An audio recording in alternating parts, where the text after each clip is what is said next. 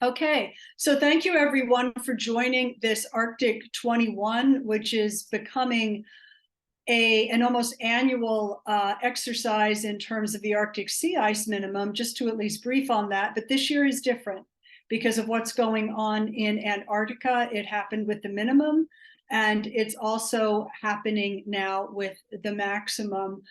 I need to say more as a policy person, and I'll leave this up to the scientists, but the kind of deviation, not just from norm, but from the previous record, is something that I don't ever recall seeing before. You can correct me if I'm wrong, Walt, but it's just so much bigger than what we're used to seeing at any time in terms of sea ice or even other sorts of cryosphere dynamics. So certainly something is going on also in Antarctica, and almost in recognition of this, to give a bit of a preview of the State of the Cryosphere report this year, that used to be called, that chapter, Arctic Sea Ice. This year it's going to be called simply Sea Ice, because we're going to be covering Antarctica almost as much as we do the Arctic. So with that said, Walt has a wonderful title, and I'll let you take it away. All right. Everyone hear me and see the slides? Perfect. Okay, great. And yeah, I haven't really had a chance to, I kind of threw these together, so I'm not totally sure how long it is. So if I'm running on a bit long, feel free to interrupt and tell me to speed it up or finish up. But I hopefully this will take away about 20 minutes or so, 15, 20 minutes. So as Pam mentioned, it's been an interesting September, equinox period, particularly in the Antarctic. But I will start. There we go. Oops. Start in the Arctic, as we usually do. And it was, it's starting to, I feel like it's almost like a kind of a boring Arctic, especially, I guess, in light of the Antarctic. It was, another very low minimum. It was the sixth lowest minimum extent on September 19th, which is fairly late, about a week later than normal, and 4.23 million square kilometers. So, it was certainly low, but it wasn't particularly near a record low. You can see the 2012 in the red dash on the right daily plot there. But it was in the ballpark of several others and all quite low. This year, like many years, the Western Arctic really opened up. The Beaufort, the Chukchi, the East Siberian Sea, far lower than average extent. Vast areas of open water. That's kind of in line with what we've seen many years in recent years. The pattern's slightly different, but there's oftentimes been a lot of open water in that area. Looking at the average extent for this is September. This is the average September extent now. You see, a very clear, strong downward trend. It hasn't changed too much in recent years. It's on the order of 75 to 80,000 square kilometers per year, about 12% per decade. Overall, if you look at the trend line, we're down. We've lost about 2.5 million square kilometers, which is about a third of the extent at the September monthly extent. So again, this year was down from the last couple of years, just slightly above the trend line, but yet another low year. But something that we've been noticing for a while now is that while we've got this long-term trend that's very clear, very strong, since 2007, we've seen a lot of variability. We've seen a record low, 2012. We've seen a couple others that were quite close. 2020 was the second lowest. 2016 was nearly as low as 2007. This year was quite low. But if we look at that trend from 2007 to 2023, it's basically flat. It's just barely negative. It's not statistically significant, less than 1% per decade. So we're in this kind of pause in some sense of the downward trend, where it hasn't continued downward. But I want to emphasize that there's no recovery. It's up and down a bit, but it's flat. It's not heading back up towards 1990s or 1980s levels. And in fact, the last 17 years, which is 2007 to 2023, are the 17 lowest Septembers in the 45-year satellite record. That's not something you would see by chance. That's clearly indicating that there's a fundamentally changed Arctic sea ice environment. But we're at least for the moment in a bit of a pause in terms of downward a downward trend. Another thing, and part of the reason for that, I think, is the fact that we've lost a lot of we've lost a lot of the easy ice.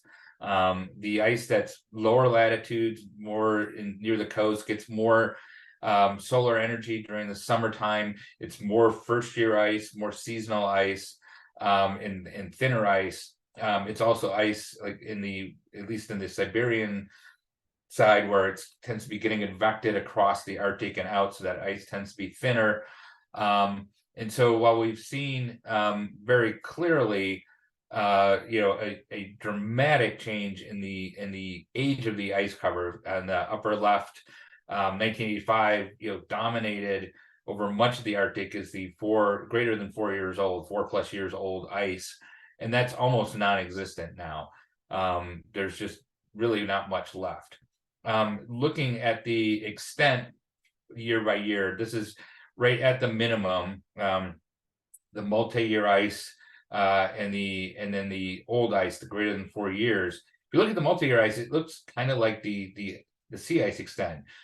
There's a lot of up and down. There isn't really much of a trend. I didn't put a trend on there, but basically since 2007, it's essentially zero. But again, there's no recovery. It just bounces up and down every 2 or 3 years, and it's kind of been flat. The old ice, which I said, again, is virtually disappeared, especially since about 2012, when we had that record low minimum extent. And it's just, hovering really kind of just above zero, about 100,000 to 200,000 square kilometers, compared to upwards of 2 million square kilometers is what it used to be.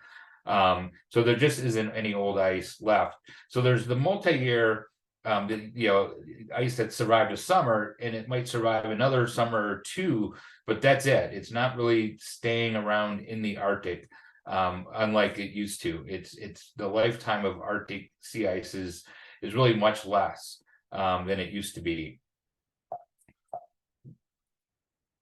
And the cause of this is I think you've got a thinner ice cover. Obviously, it's warmer temperatures.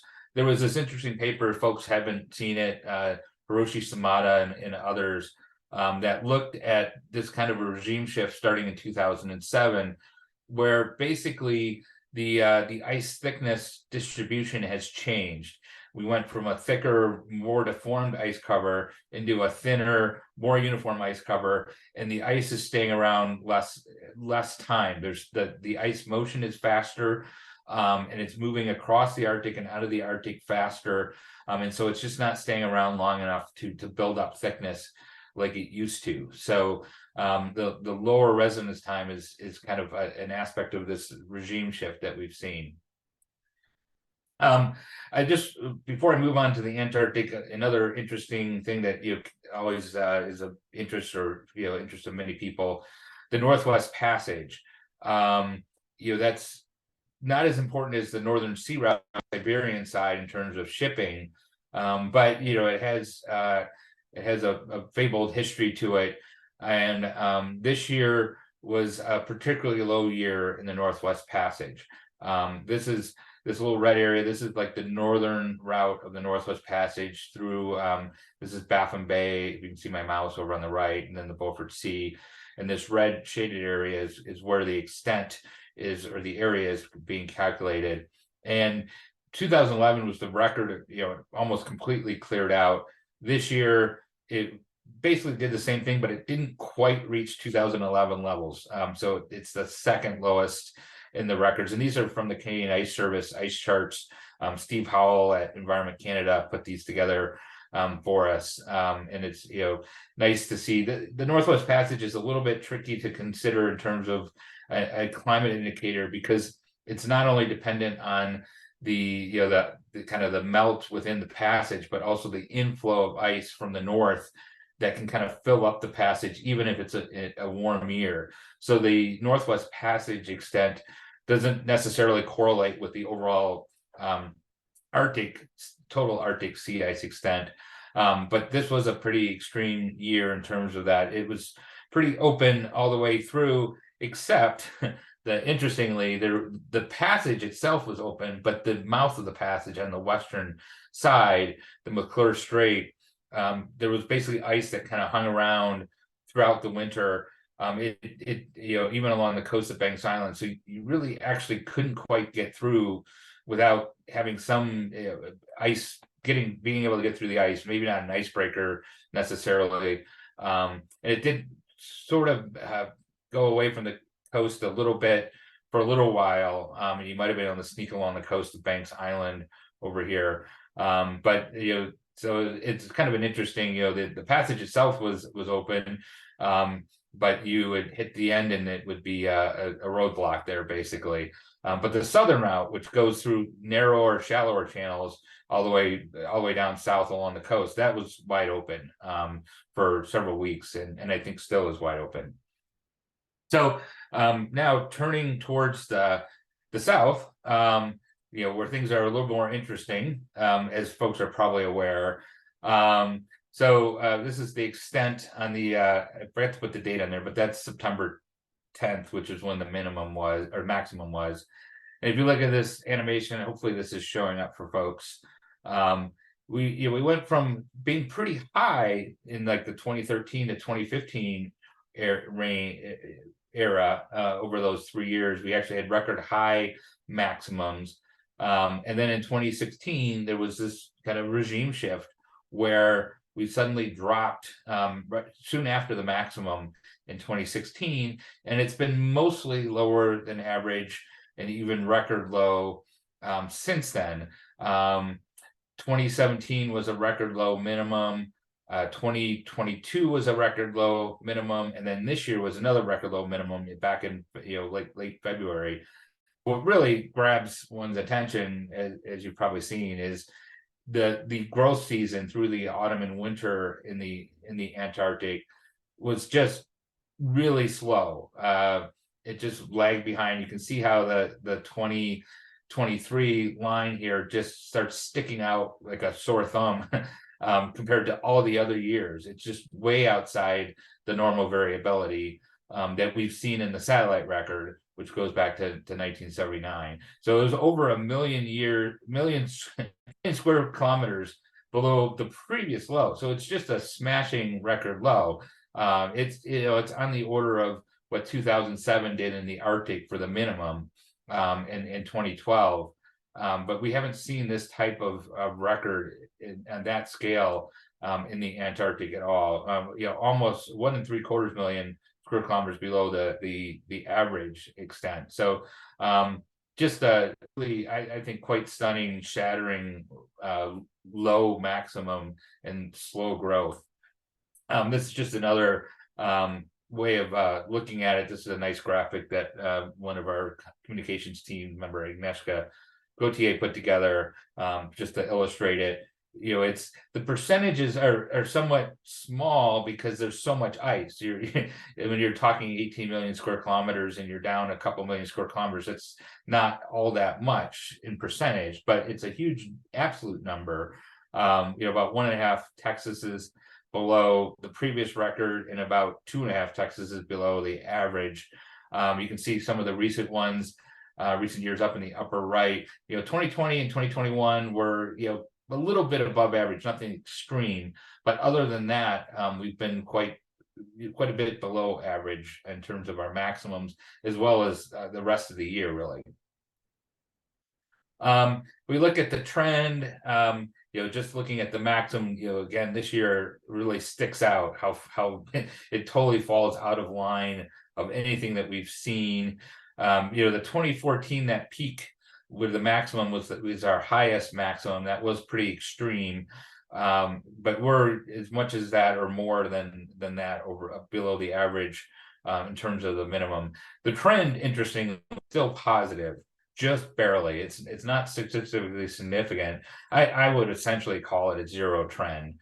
It's when you calculate the statistics, the number comes out 2,100 square kilometers per year. But that's not statistically significant. But it's down quite a bit from, like, in 2014. It was still a small trend. It was more on the order of about 1 to 1.5% per decade. But now it's dropped back to almost zero. So we're trending towards a negative trend, at least in the last few years. But overall, since 1979, we're not there. But one of the questions is, there's a lot of variability in the Antarctic. Our satellite record's 45 years. That's a pretty long record. But is that long enough to really capture the variability in the Antarctic sea ice? And I got a lot of questions from folks about a paper that I was a co-author on. Dave Gallagher and Garrett Campbell. Dave Gallagher was the lead author back in 2014, looking at early Nimbus 2 satellite data from 1966. So we were able to recover that data, digitize it, and then we attempted to try to get an ice extent out of it. I didn't put the example of the image. It's on our most recent news website, news post. But when we calculated the extent for August, it was pretty low. It was on par with what we saw in August this year. So there was several people that were kind of, like I said, getting in touch, going like, well, hey, you're saying this is really shocking, but in 1966, it looks like you have a number that's somewhat similar. Well, if you actually look at the numbers, our August is actually still lower in 2023. They were a lot of people were comparing the 66 data to the September maximum.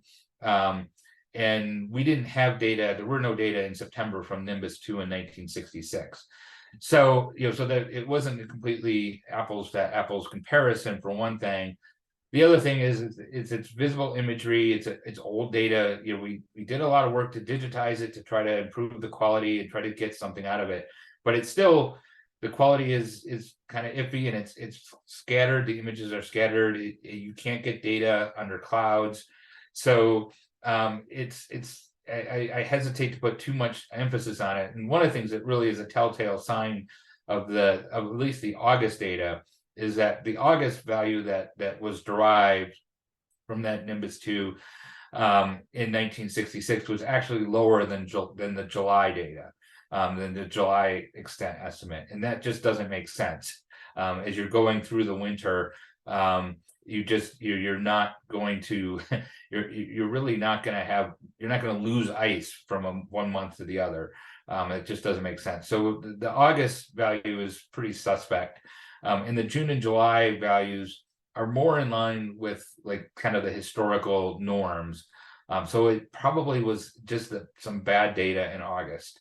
But I also wanted to look at the longer term context in light of another new data set from Ryan Vogt at Ohio State and others that we just published at NSIDC a couple months ago. It's a reconstruction. So they basically took various climate indices and reanalysis and records that go back to 1905, and then related those to the observed sea ice, and then used that as a proxy to drive sea ice extent on a seasonal basis. So June, July, and August, the 3-month average, in all other 3-month seasons. So I plotted that against our satellite record, which is in red. The reconstructions in blue, they're best fit. And then they also calculated an upper and lower 95 percentile bound. So you can kind of see those. And again, our current extent in 2023, for June, July, and August, just dropping off a cliff compared to anything seen in since 1905 in the Reconstruction. And then also plotted there is the Nimbus data for 1966 in the gold diamond with the uncertainty range. And I just took, like I said before, I think the August data is quite suspect and probably too low, but I did just, for argument's sake, I took it as we calculated, as it's published in the paper, averaged it with June and July, and that's what we get. And so that's within the 95 percentile of the Reconstruction, and it's again way above, a couple million square kilometers above what we saw this year. So this year it really is an outlier based on anything that we can put together. Reconstructions, of course, have uncertainties, and even that 95% bound may not, fully capture all the variability that may have happened in the Antarctic. But I think, looking at this is still very remarkable a year in terms of the Antarctic sea ice. So there's been a lot of talk about the sea ice coverage in the Antarctic and what's going on and why it's happening. And that's been a big question. We've actually seen, I think I mentioned before, a regime shift really starting in like August to September of 2016, where it went from generally high, even record high levels within a couple of years before, to low levels, generally low levels. And then this year is kind of the exclamation point on that. And there was a recent paper by Burrich and Doddridge in Nature Communications, Earth and Environment that looked at this. They actually, almost doing near real time science here. They used the data through June 2023, but they also were looking, kind of this 2016 forward regime shift. And what they see is again, this really general trend towards less ice since 2016, and then this really extreme year in 2023. I think I've got another figure from that paper where again you see this. The top is the sea ice extent anomaly. It's generally high, at least from like 2007 through 2016, and then it drops low. Percent anomaly in the middle. And what they looked at was that ocean temperatures being much warmer in the recent years, in these last 7 years on average. And so you can see not just the surface waters, but also even at depth. So it seems like ocean warmer temperatures and warmer ocean temperatures, and perhaps changes in circulation bringing that heat closer to the Antarctic sea ice, basically prevented the ice cover from growing like it normally would this year and really over the past 7 years. I don't think they really have too much data from this summer in terms of the ocean temperatures, but so it may even be more extreme than what's really shown here for this summer. But it seems like the ocean temperatures and the ocean heat is a key player. There could be some atmospheric circulation patterns, but one of the things that's unique about this year is the ice loss. We've seen years where there's been extremes in like the Weddell Sea or in the Ross Sea or the Bellingshausen Sea. We've seen a lot of extreme Bellingshausen Sea low ice years in the Antarctic over the last 20 years or so, due to warm temperatures there and also circulation bringing in warm air.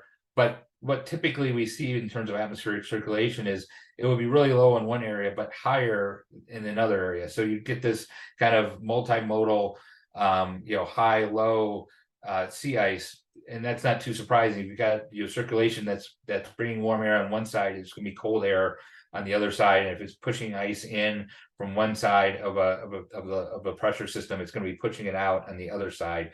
But the ocean heat can affect the entire circumference of the ice, and that's what we saw this year, where nearly everywhere in the Antarctic, nearly every sector, it was below average throughout the winter growth season. And so that's definitely a change from what we've seen. Kind of finish up quickly, people have kind of pushed this global sea ice. I've been kind of reluctant to talk about it, but I think with things being so extreme, it is kind of interesting to look at. one of the things is that people would look at the global sea ice and use the global sea ice as a retort towards the Arctic sea ice, because we'd have low Arctic sea ice. Sometimes the Antarctic would be higher and the global would be kind of more normal. So people would say, well, don't they cancel out? And that's of course not true. They're different environments. The Antarctic kind of dominates because it's so much bigger, especially in like September when it's at a maximum. But now both are, kind of low, and so it's really showing an extreme year. I don't want to like kind of cherry pick this just because it's in our favor now, so to speak, in terms of now reinforcing the changes to both Arctic and Antarctic. I still think global sea ice is maybe not the best metric to use. It's better to look at each individual hemisphere, but it does kind of add yet another, pretty stunning point in terms of how things are different than they used to be. So, the kind of the question that a lot of people are asking, and I'm sure people will be studying in the coming months, years, is, what's going to happen to Antarctic sea ice? It's shown a large variability over the satellite record and beyond. Winds and ocean currents play a huge role. You've got the ice edge is completely open to the ocean nearly everywhere around the continent.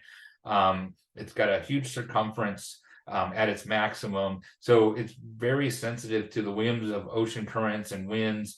The ice is young and thin as well, so again, it can change quite rapidly. And so, there's a lot of room for things to vary. But we have seen this, now it's been 7 years. So it's not just a 1 year thing. It's really been since 2016 that we've seen this regime shift towards generally lower extents. And then this year was, just an exclamation point on that, where it's just, really low. And, the question is this just a really extreme year amid, multi-decadal variability, or is this really a climate change signal, that is going to be something that's going to carry on in the future years? And, are we going to see the Antarctic now starting to behave and lose ice like the Arctic has been doing? And in other words, has global warming come to Antarctic sea ice? So I stop there, and we can discuss or take questions. Thanks again for having me, and hopefully this was useful. Thank you so much, Walt.